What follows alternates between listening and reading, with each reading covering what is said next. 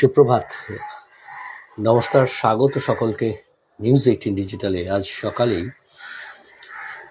Morning weather update নিয়ে আমি বিশ্বজিৎ এসে গেছি আপনাদের সঙ্গে। কে কোথায় আছেন আর কেমন ঠান্ডা পড়েছে। আবহাওয়া দপ্তর কিন্তু পূর্বাভাস দিচ্ছে কোল্ড প্যাসেজ তৈরি হয়েছে। এই কোল্ড প্যাসেজ কোথায় তৈরি হয়েছে বিস্তারিত জানাবো অবশ্যই। তার মধ্যে আমাদের পশ্চিমবঙ্গ রয়েছে কিনা সেটাও জানাবো। সেই বিস্তারিত আবহাওয়ার তথ্যে আসার আগে জরুরি যে আমার আওয়াজ আপনাদের কাছে পৌঁছচ্ছে কিনা। কেউ যদি একটু মেসেজ করেন, অনেকে এসে গেছেন ইতিমধ্যেই, সকলকে আরও একবার সুপ্রভাত জানাই। এবং আপনারা দেখছেন নিউজ 18 ডিজিটাল। নিউজ 18 ডিজিটালে সকলকে স্বাগত। এই মুহূর্তে আবহাওয়ার যে আপডেট রয়েছে তাতে শীতের কাঁপুনি বা তাপমাত্রা কমা, আরো শীতের কাঁপুনি বাড়বে এমনটাই। অন্তত পশ্চিমবঙ্গের যে পশ্চিমের দিকের জেলাগুলি, সেখানে হাড় কাঁপানো শীত অপেক্ষা করছে। আগামী দুদিনে আরো পাড়া পতনের সম্ভাবনা রয়েছে রাজ্যে, শুধু রাজ্যে নয় দেশের বিভিন্ন জায়গায় এই পাড়া পতনের সম্ভাবনা। সত্যজিৎ কর এসেছেন, ধন্যবাদ, সুপ্রভাত। আমার আওয়াজ কি পরিষ্কার শোনা যাচ্ছে সত্যজিৎ বাবু? একটু মেসেজ করে যদি জানান কেউ কে কোথায় আছেন, সেখানে কেমন ঠান্ডা পড়েছে, কতটা শীত উপভোগ করছেন।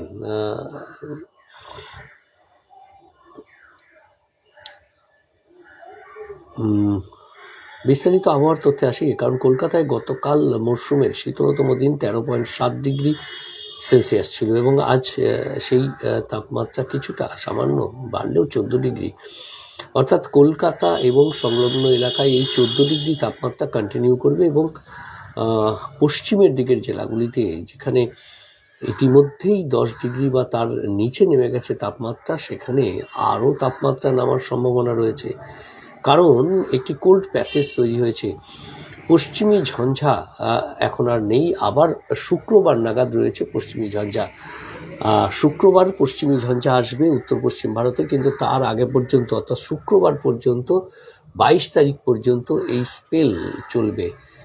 10 তারিখের পর থেকেই তাপমাত্রা নামতে শুরু করেছিল এবং 12 তারিখ থেকে রীতিমতো জমিয়ে ঠান্ডা। অর্থাৎ এই 10-12 দিনের একটা স্পেল এই মুহূর্তে উপভোগ করছে রাজ্যবাসী তো বটেই, দেশের বিভিন্ন জায়গাতেও এই তাপমাত্রা নামছে। উত্তর পশ্চিম ভারতে তাপমাত্রা আরও নামবে, আরও 2-3 ডিগ্রি তাপমাত্রা নামার সম্ভাবনা রয়েছে। মধ্যপ্রদেশ বা মধ্য ভারতেও তাপমাত্রা নামার সম্ভাবনা রয়েছে। পূর্ব ভারতের কিছু অংশেও তাপমাত্রা নামার সম্ভাবনা রয়েছে। আবহাওয়াবিদরা যা জানাচ্ছেন যে কোল্ড প্যাসেজ তৈরি হয়েছে একেবারে উত্তর পশ্চিম ভারত থেকে শুরু করে একেবারে পূর্ব ভারত পর্যন্ত, সেই কোল্ড প্যাসেজের মধ্যে আমাদের পশ্চিমবঙ্গের পশ্চিমের দিকের জেলাগুলো রয়েছে।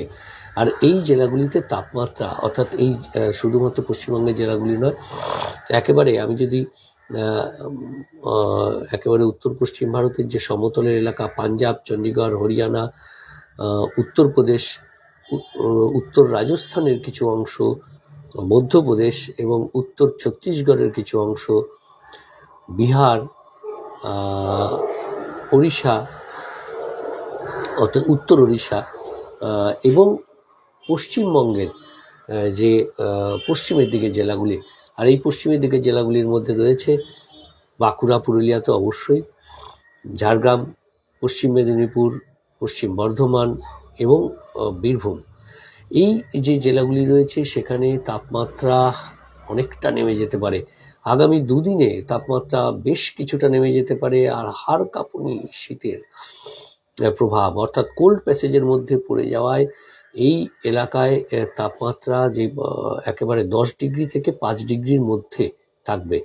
অর্থাৎ পাঞ্জাব থেকে পশ্চিমবঙ্গ পর্যন্ত এই কোল্ড প্যাসেজ, আর এই কোল্ড প্যাসেজ আপাতত থাকবে।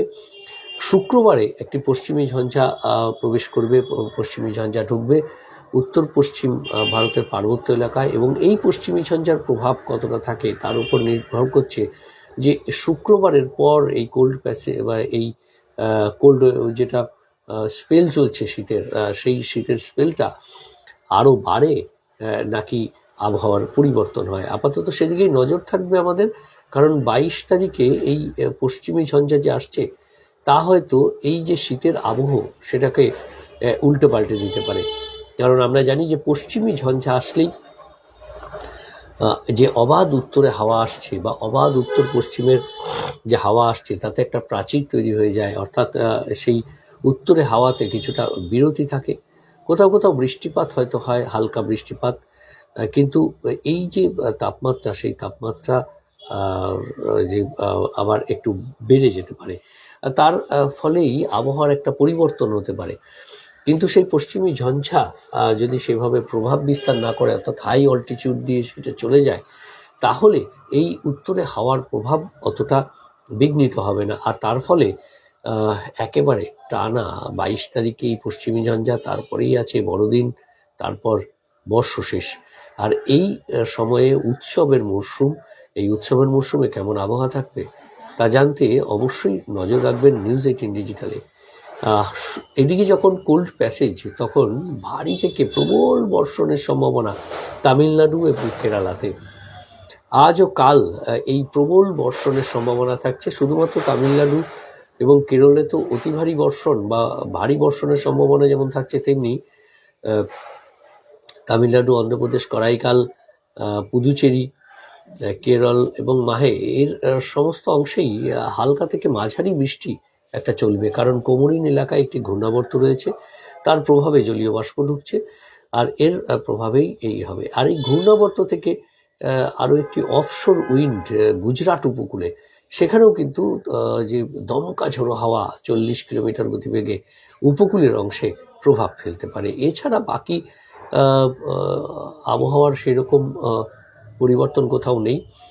তবে কুয়াশা হবে পাঞ্জাব, হরিয়ানা, চণ্ডীগড়, দিল্লিতে যেমন কুয়াশা ধোঁয়াশা হবে, তেমনি আসাম, মেঘালয়, মণিপুর, মিজোরাম, ত্রিপুরা, এই উত্তর পূর্ব ভারতের রাজ্যগুলিতেও কুয়াশা হতে পারে। আগামী 2-3 দিন বা 4 দিন এই কুয়াশার প্রভাব থাকতে পারে। আপাতত এই পর্যন্তই। আপাতত কোল্ড প্যাসেজের কিছুটা অংশ হলেও উপভোগ করবেন আমাদের রাজ্যের বাসিন্দারা হাড় কাঁপানো শীতে।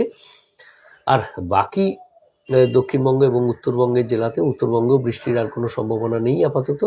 কাজেই উত্তরবঙ্গ এবং দক্ষিণবঙ্গের বাকি অংশের মানুষরা এই শীতের স্পেলটা উপভোগ করবেন। আপাতত এই পর্যন্তই। নজর রাখুন নিউজ 18 ডিজিটালে কেমন থাকবে 22 তারিখের পর আবহাওয়া, অর্থাৎ উইকেন্ডে যে বড়দিন আসছে বা উৎসবের মরশুম আসছে, কেমন থাকবে আবহাওয়া জানতে চোখ রাখবেন অবশ্যই নিউজ 18 ডিজিটালে। আর পশ্চিমের জেলায় কতটা নামলো তাপমাত্রা জানাবো কিছুক্ষণের মধ্যেই। আমি বিশ্বজিৎ, আপনারা দেখছেন নিউজ 18 ডিজিটাল। ধন্যবাদ।